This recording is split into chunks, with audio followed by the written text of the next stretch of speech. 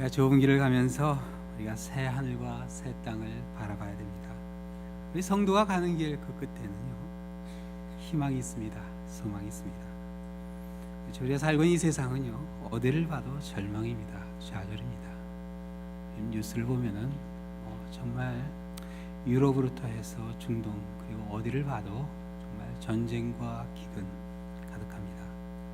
이 세상을 바라보고 있으면 우리가 실망하게 돼요. 그래서 우리가 항상 새 하늘과 새 땅을 바라봐야 그 가운데 영원한 소망 가운데 힘을 얻습니다. 절망하지 않아요. 좌절하지 않습니다. 우리 자비님이 한번 인사하시겠는데요. 새 하늘과 새 땅을 바라봅시다 하고 인사해 주세요. 새 하늘과 새 땅, 천국을 바라보는 기쁨이 한 주를 시작하면서 여러분에게 힘이 되시기를 기도하겠습니다. 우리 기도하겠습니다. 사랑의 하나님 아버지, 감사합니다. 때로는 이 살고 있는 이 세상에서 일어나는 일들이 너무나 실망스럽고 또 저희들로 하여금 절망 가운데 빠지게 하시고 하지만 그 가운데서도 주님이 우리를 얼마나 사랑하시는가 저희들 기억하는 가운데 아버지 담대하게 하여 주시고 새 하늘과 새 땅을 바라보게 하여 주시옵소서. 이 아침 말씀 전한 자와 듣는 자가 함께 은혜되게 하여 주시며 모든 말씀 예수 그리스도의 이름으로 기도드립니다. 아멘. 예수님께서 사역을 하면서 제자들에게 예루살렘에 가서 죽게 된다는 그런 말씀을 계속 하시게 됩니다. 제자들이 처음엔 잘 모르고 그걸 들었는데 어느 한순간 깨닫게 돼요. 그러면서 불안해하기 시작합니다. 베드로 같은 사람은 같이 죽겠다 그런 얘기를 했어요. 예수님께서 마지막 만찬 하신 후에 그 제자들에게, 불안해하는 제자들에게 이렇게 위로해 주셨습니다. 너희는 마음에 근심하지 말라. 하나님을 믿으니 또 나를 믿으라. 내 아버지 집에 거할 곳이 많도다. 그렇지 않으면 너에게 일렀으리라. 내가 너희를 위하여 거처를 예비하러 가노니 가서 너희를 위하여 거처를 예비하면 내가 다시 와서 너희를 내게로 영접하여 나 있는 곳에 너희도 있게 하리라. 제자들이 머물 곳을 준비하러 가시는 것이다. 그렇게 이야기해 주시면서 거처가 예비되면 반드시 다시 와서 예수님이 계신 그곳에 제자들도 우리들도 함께 있게 해주신다는 재림의 약속을 해주셨습니다. 이 재림의 약속이요, 로마의 박해를 받고 있었던 그 지역에 있는 사람들에게 박대를 받고 있었던 초대 기독교인들에게 얼마나 큰 소망이 되었는지 모릅니다. 지금요, 터키 갑바도기아 이런 데 가보면은 초대교회 교인들이 로마 제국의 그 박해를 피해서 300년 동안 은둔 생활을 했던 그런 곳이 있습니다. 가면은 정말 굴을 파서 거기서 생활을 하면서 그들의 신앙을 지켰어요. 근데 보면은 그 굴을 파고 그 벽이 있는데 그 벽 가장 크고 환한 벽에는 항상 어떤 그림이 그려져 있냐면요, 재림하시는 예수님의 얼굴이 그려져 있어요. 그들은요, 그 견디기 힘든 박해 가운데서도 항상 예수님의 재림을 바라보면서 인내했습니다. 견뎌냈어요. 그렇습니다. 우리가 신앙생활 할 때 조금 힘들 때도 있어요. 어려울 때도 있습니다. 그럴 때는 우리가 주님을 바라봐야 됩니다. 다시 오시겠다 약속하신 주님, 그 주님을 바라보는 가운데 우리가 힘을 얻게 돼요. 근데 이 초대교회 교인들 중에는요, 한 해 한 해 신앙생활 하면서 어느 한순간 혹시 예수님이 안 오는 게 아닌가, 그 예수님의 그 약속을 의심하다 못해 심지어 부인하는 사람들까지 나왔어요. 심각한 문제였습니다. 그래서 오늘 이 본문이 나오는 베드로후서 우리 3장 그 초반부에 보면은 사도 베드로가 이 편지를 보낸 그 이유가 이렇게 나옵니다. 1절 2절에 한번 같이 보시겠어요? 사랑하는 자들아, 내가 이제 이 둘째 편지를 너에게 쓰노니. 자, 첫째 편지는 베드로 전서를 가리킵니다. 둘째 편지를 너에게 쓰노니 이 두 편지로 너희의 진실한 마음을 일깨워 생각나게 하여 곧 거룩한 선지자들이 예언한 말씀과 주 대신 구주께서 너희의 사도들로 말미암아 명하신 것을 기억하게 하려 하노라. 어느 한순간 예수님께서 그들에게 주신 그 약속을 잊어버린 겁니다. 박해가 너무 심하다 보니까 교회 안에 여러 가지 인간 간의 그 관계 속에 갈등이 있으니까 어느 한순간 그 약속을 잊어버린 거예요.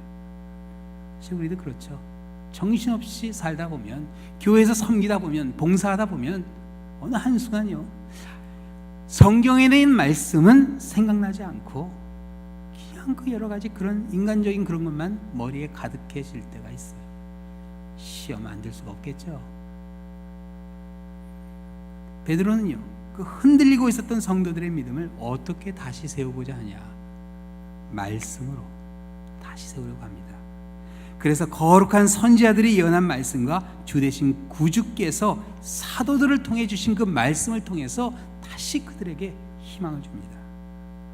그리고 그들이 겪고 있는 그 혼란스러운 일들은 그저 말세에 일어날 현상 중에 하나라, 그렇게 설명을 해줍니다. 그게 바로 3, 4, 5절에 나온 내용인데요, 이렇게 이야기해요. 먼저 이것을 알지니 말세에 조롱하는 자들이 와서 자기의 정욕을 따라 행하며 조롱하며 이르되 주께서 강림하신다는 약속이 어디 있느냐? 조상들이 잔 후부터 만물이 처음 창조될 때와 같이 그냥 있다 하니 이는 하늘이 옛적부터 있는 것과 땅이 물에 나와 물로 성립된 것도 하나님의 말씀으로 된 그것을 그들이 일부러 잊으려 함이로다. 하나님의 말씀을 일부러 잊으려 했다. 이게 그냥 어쩌다 그냥 잊어버린 게 아니라 의도적으로 하나님의 말씀을 잊으려 했다, 그렇게 이야기해요. 그게 말세에 일어난 일들입니다. 세상 사람들은요, 그렇게 하나님의 약속, 하나님의 말씀을 일부러 잊으려 하고 또 예수님께서 더디 오신다 할 수 있지만 성도는 그렇게 하면 안 된다, 그렇게 이야기하면서 베드로는 오늘 이 본문에 보면요, 읽으신 8절부터 시간을 하나님의 관점에서 보여줍니다. 8절 말씀이죠. 사랑하는 자들아, 주께는 하루가 1000년 같고 1000년이 하루 같다는 이 한 가지를 잊지 말라. 야, 이게 아인슈타인이 나오기 한 2000년 전의 일인데 시간이 상대성이라 하는 것을 보여줘요. 대단하지 않아요? 하루가 1000년 같고 1000년이 하루 같다. 아마 아인슈타인 전에는 이게 무슨 구름 잡는 이야기인가, 시간이다 시간이지. 그런데 아인슈타인이 그렇죠. 우리가 얼마나 빠른 속도로 움직이냐에 따라서 그 시간이 상대적으로 달라질 수 있다고. 그래서 빛의 속도로 가까이 가면 시간이 거진 서버린다, 그렇게 상대성 이론이 이야기를 해요. 하나님에게는 하루가 1000년이 될 수 있고 1000년이 하루와 같이 될 수 있다. 그래서 시간을요, 사람의 관점에서 보지 않고 하나님의 관점에서 보여줍니다. 그리고 예수님의 약속을 사람의 관점에서 보는 게 아니라 하나님의 관점에서 보여줘요. 예수님의 재림이 결코 더딘 게 아니다. 더딘 게 아니라 하나님이 지금도 참고 계신다, 그렇게 이야기해 줍니다. 9절 말씀이죠. 주의 약속은 어떤 이들이 더디다고 생각하는 것 같이 더딘 것이 아니라 오직 주께서는 너희를 대하여 오래 참으사 아무도 멸망하지 아니하고 다 회개하게 이르기를 원하시느니라. 모든 사람이 다 구원받는다는 이야기 아닙니다. 그러나 하나님께서는 모든 사람들이 다 돌아오기를 원하신다. 모든 이스라엘 백성들이 다 돌아오기를 원했지만 다 돌아오지 못했습니다. 예수님께서 아직 기다리고 계신 이유는 한 영혼이라도 더 회개하여 돌아오는 그때를 기다리기 위해서. 그래서 성경에 보면요, 죄인이 회개하고 돌아오기를 오래 참고 기다리는 하나님의 모습이 자주 나와요. 에스겔서 33장에 보면 하나님께서 에스겔 선지자를 통해서 이런 말씀을 해주셨어요. 그런즉 인자야, 너는 이스라엘 족속에 이르기를 너희가 말하여 이르되 우리의 허물과 죄가 이미 우리에게 있어 우리로 그 가운데서 쇠퇴하게 하니 어찌 능히 살리려 하라. 너는 그들에게 말하라. 주 여호와의 말씀이니라. 나의 삶을 두고 맹세하노니 나는 악인이 죽는 것을 기뻐하지 아니하고 악인이 그의 길에서 돌이켜 떠나 사는 것을 기뻐하노라. 이스라엘 족속아, 돌이키고 돌이키라. 너희 악한 길에서 떠나 어찌 죽고자 하느냐 하셨다 하라. 우리는 영화 같은 데 보면은 아주 악한 사람이 아주 잔인하게 죽는 것을 보면 아주 환호성을 지를 때 야, 잘 죽었다 그러는데 하나님은 그 순간도 그런 악한 사람을 보면서 어떤 마음을 가지고 계세요? 회개하고 돌아오기를 원하세요. 마지막까지도. 그게 하나님의 마음입니다. 어찌 죽고자 하느냐. 그 비슷한 말씀이 이사야서 55장에도 이렇게 나와요. 악인은 그의 길을, 불의한 자는 그의 생각을 버리고 여호와께로 돌아오라. 그리하면 그가 긍휼히 여기시리라. 우리 하나님께로 돌아오라. 그가 너그럽게 용서하리라. 그냥 돌아오면 됩니다. 돌아오면 긍휼히 여겨주시고 용서해 주신다 약속하세요. 근데 사람들이 돌아오지 못하는 가장 큰 이유는 자존심 때문에 안 되는 것 같아요. 그거 내려놓으면 되는데 이게 안 되는 거예요. 요엘서 2장에 보면 또 이런 말씀이 나옵니다. 여호와의 말씀에 너희는 이제라도 금식하고 울며 애통하고 마음을 다하여 내게로 돌아오라. 더 기다리지 말고 지금 이 순간 돌아오면 된다.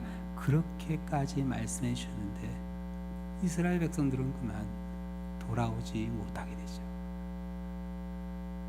그리고 다 바벨론으로 포로가 되어서 잡혀가고 맙니다. 하나님께서는 이렇게 기다려주신 하나님이에요. 그런데 성경에 보면 어느 한순간 하나님이 더 이상 기다리지 않는 그 순간이 옵니다.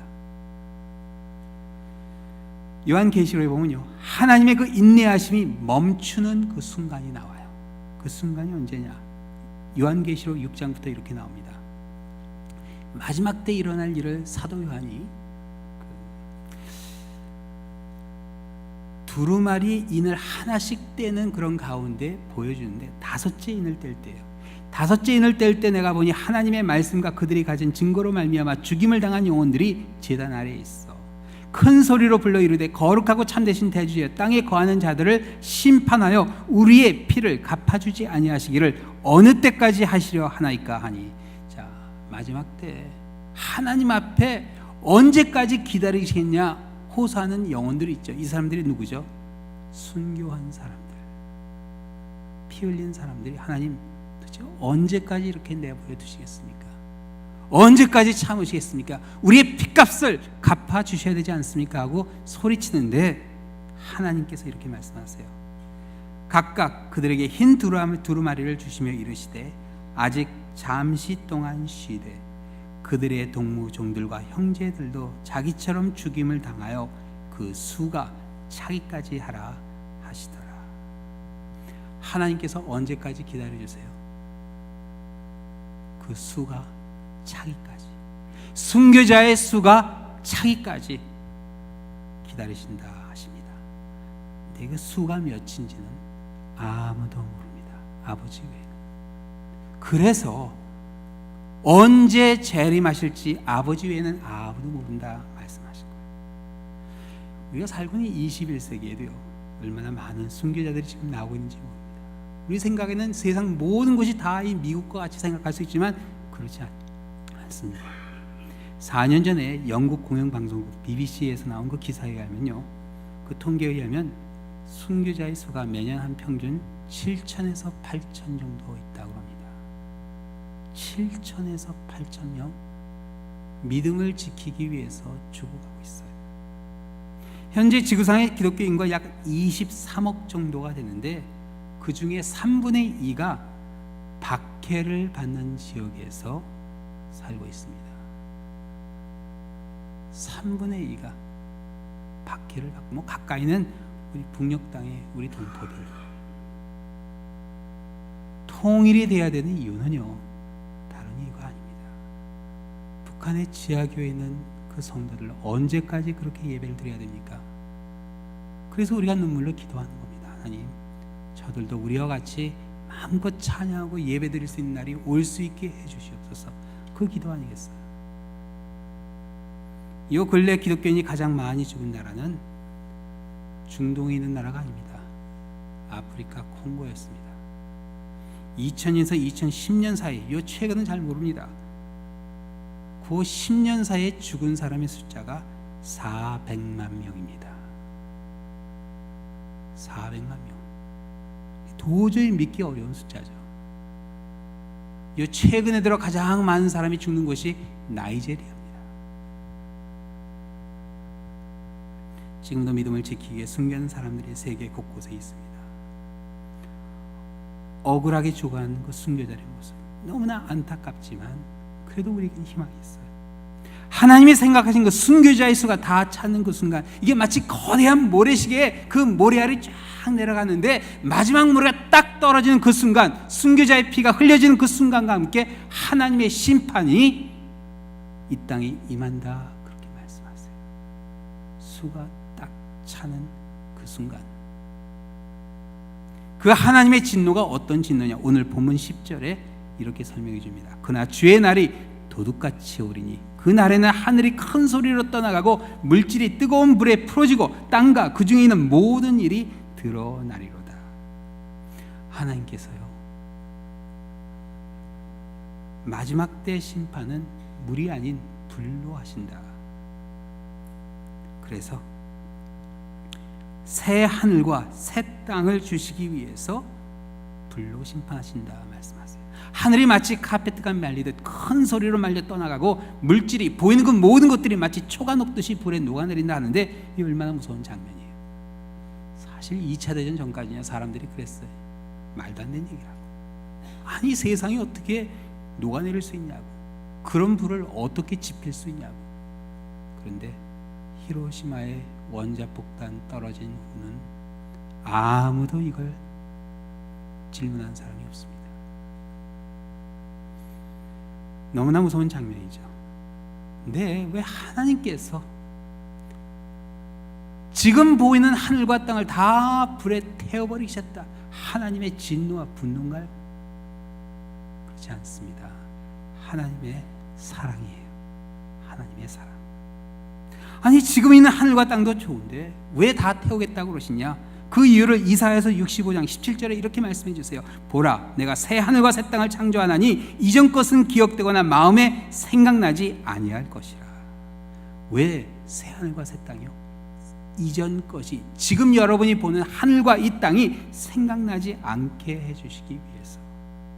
왜냐하면 지금 있는 하늘과 땅을 보면 고생하고 박해받던 그 순간이 생각날 테니까, 힘들었던 순간들이 생각날 테니까, 눈물 흘렸던 그 순간이 생각날 테니까 하나님께서 싹 다 지워버리시고 새로 하늘과 땅을 만들어 주시겠다 약속하시는데, 이거는 하나님의 사랑입니다.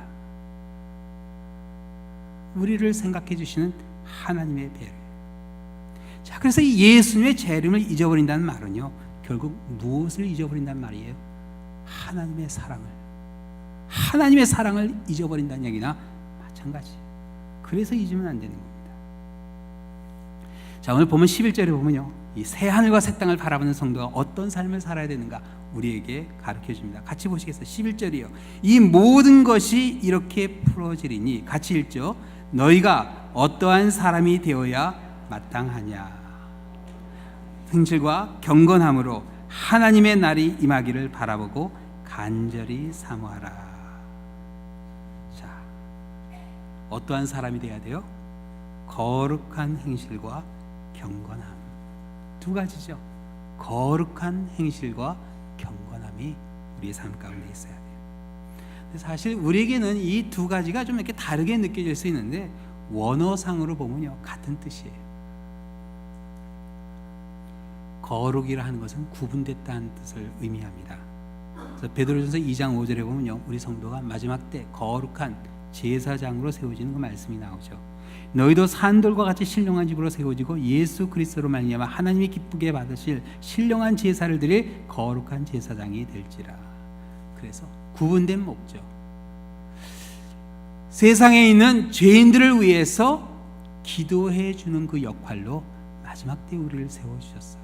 그들을 정죄하고 비난한 게 아니라 그들을 위해서 기도하기 위해서 우리를 세우셨어요. 그게 바로 거룩한 그 행동이 됩니다. 그렇죠? 목사는 거룩합니다. 저는 거룩합니다. 왜냐? 제가 죄가 없어서 인격적으로 훌륭해서 그런 게 아니에요. 제가 거룩한 이유는 딱 하나입니다. 하나님의 말씀을 선포하기 위해서 세워졌기 때문에 거룩한 겁니다. 그거 외에는 아무것도 없습니다. 우리 장로님들이 거룩합니다. 왜? 하나님의 이 교회를 다스리기 위해서, 말씀을 가리키기 위해서 세워졌기 때문에 거룩한 겁니다. 우리 권사님들은 격려해주기 위해서 세워졌기 때문에 거룩한 겁니다. 구분된 목적이에요. 우리 모든 집사님들은 이웃을 사랑으로 돌보기 위해 세워졌기 때문에 거룩합니다. 그래서 이 거룩한 행실을 하는 것은 구분된 목적으로 섬기는 것을 가리킵니다. 구분된 목적을 가지고 있는 것은 부족해요. 그 목적으로 섬겨야 됩니다. 제가 랄리 한인 장로교회를 출석하면서 한 번도 설교를 하지 않는다. 그거는 뭐가 잘못된 겁니다. 저는 말씀을 선포해야 되는 사람입니다. 그렇죠? 제가 은퇴를 하고 다니는 건 다르겠지만 목사로 청빙을 받아서 이 자리에 있다면 하나님의 말씀을 선포해야 됩니다. 그게 제 목적입니다. 거룩한 행동, 목적을 가지고 섬기는 섬김을 의미합니다. 자, 그러면 경건함은 무엇인가? 사실 경건하다 하는 게 우리에게는 유교적인 그런 영향이 있어서 대부분 이거를 하나의 어떤 그런 모습으로 생각할 수가 있어요. 그래서 국어사전에 보면요, 경건의 의미를 공경하며 삼가고 엄숙하다. 그래서 제가 엄숙하게 가만히 이렇게 있는 게 경건한 모습인가? 이건 원어에 있는 그 의미와 조금 다릅니다. 헬라어 원어에 보니 경건이라는 단어가 유세비아라는 단어예요. 그래서 유라는 것은 선하다 하는 그런 뜻이 있고, 세비아는 섬긴다 하는 뜻이 있어요. 세비아, 서비스라는 단어 좀 비슷하죠. 그래서 선한 섬김이 됩니다. 그래서 경건한 사람은 어떤 사람이 경건한 거예요? 선하게 섬기고 있는 사람이 경건한 겁니다. 여기 앉아서 목에 힘주고 있는 게 경건한 게 아니라 나가서 부엌에서 섬기고, 파킹장에서 섬기고, 찬양대에서 섬기고, 위원회에서 섬기고, 섬기는 그 모습이 경건한 겁니다. 자, 여기 보면은 구분된 목적과 선한 섬김, 새 하늘과 새 땅을 바라보는 성도는요, 바로 구분된 목적과 선한 섬김을 통해서 섬겨야 돼. 이렇게 섬기면요, 예수님이 언제 와도 걱정이 없어요. 주님의 날이 도둑같이 와도 준비되어 있습니다. 그렇죠? 섬기는 중에, 저는 그래요. 제가 설교하는 중에 예수님이 오시면 얼마나 좋을까요? 그래요, 여러분? 제가 뭐 샤워하고 있는데 예수님이 오시면 좀 민망할 것 같아요. 우리 성도님들 열심히 주님을 위해서 섬기고 있는데 예수님이 오신다. 더없이 감사한 순간이죠. 시험 들어서 뭐 그러고 있는데 예수님이 오셨다. 예수님 어떻게 보겠습니까? 민망해서. 섬기고 있을 때 언제든지 준비되어 있습니다. 참 감사하게도요, 새 하늘과 새 땅은 어떤 것이에요? 하나님의 의가 있는 것이다. 그렇게 지금 우리가 살고 있는 이 세상은 불의가 가득합니다. 그런데 그런 것들이 다시는 기억나지 않도록 새 하늘과 새 땅을 바라보게 해주시고, 그곳에는 하나님의 의를 하나님께서 세워주십니다. 그래서 그 의를 바라보면서 위로를 받습니다. 지금 조금 억울해요. 지금은 조금 힘들어요. 지금 조금 분합니다. 그렇지만 참습니다. 그 새 하늘과 새 땅을 바라보면서, 사랑하는 성도 여러분, 영과 마음의 눈으로 새 하늘과 새 땅을 바라보시는 가운데 여러분 순간순간 하나님이 주시는 그 소망과 사랑이 여러분의 삶 가운데 함께 하시기를 우리 주님의 이름으로 축원합니다. 기도하시겠습니다. 사랑의 하나님 아버지, 그 어떤 순간도 정말 저희들 거룩한 행동과 또 경건한 모습으로 새 하늘과 새 땅을 바라보게 하여 주시옵소서. 도둑같이 임하는 그 주의 날을 준비하는 성도의 삶을 살게 하여 주시며, 이 세상에서 일어나는 그 모든 불의한 일들, 분한 일들, 가슴 아픈 일들을 바라보는 가운데 저희들 주님이 주시는 그 위로가 힘이 되게 하여 주시고, 모든 말씀 예수 그리스도의 이름으로 기도드립니다. 아멘.